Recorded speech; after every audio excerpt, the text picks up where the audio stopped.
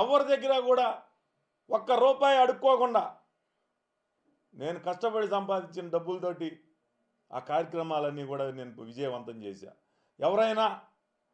ఎవరైనా నాకేమన్నా సహాయం చేశారో అడగండి.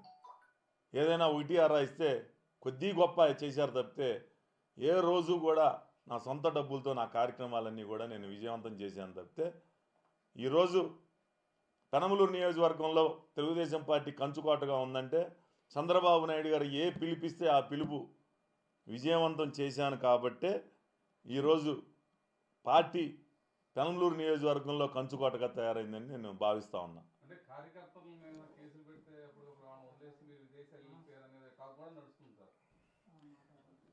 నా సొంత కొడుకండి జైల్లో ఉంది. నా సొంత కొడుకు మా ఆఫీసులో ఉండే 10 మంది కుర్రాళ్ళు అండి.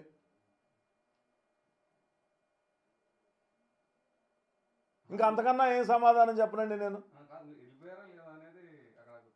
అక్రమంగా కేసు పెడితే నేను గాంధీ మహాత్ముడిలాగా వెళ్ళి జైల్లో కూర్చోవాలంటారా మీరు చెప్పేది? నేను వెళ్ళినా ఇక్కడ ఉన్న మా వాళ్ళందరూ కూడా ఇక్కడే ఉన్నారు. ఆ కేసు గురించి పట్టించుకున్నారు. వెంటనే 24 గంటల్లో బెయిల్ తీసుకురాగలిగాం.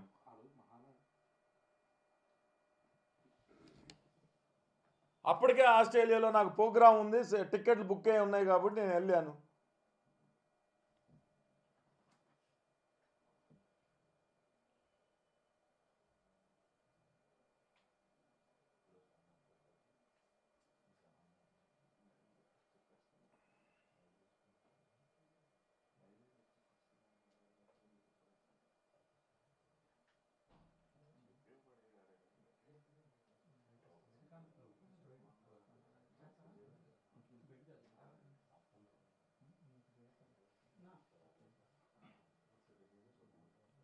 ఓకేనా? ఇంకా విడిగా తీసినాక కానీ ఏమవుతుందండి, అగ్రెసివ్గా అంతసేపు మాట్లాడలేము. కొంచెం ప్లీజ్ మీ అందరికీ కాంట్రవర్సీగా అయితే పెట్టమాకండి. ఎందుకంటే ఏది మాట్లాడినా నాకు డ్యామేజ్డ్గా ఉంటుంది.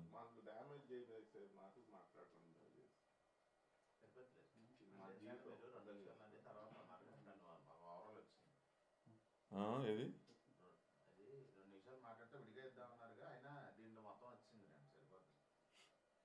కరెంట్ పోయింది.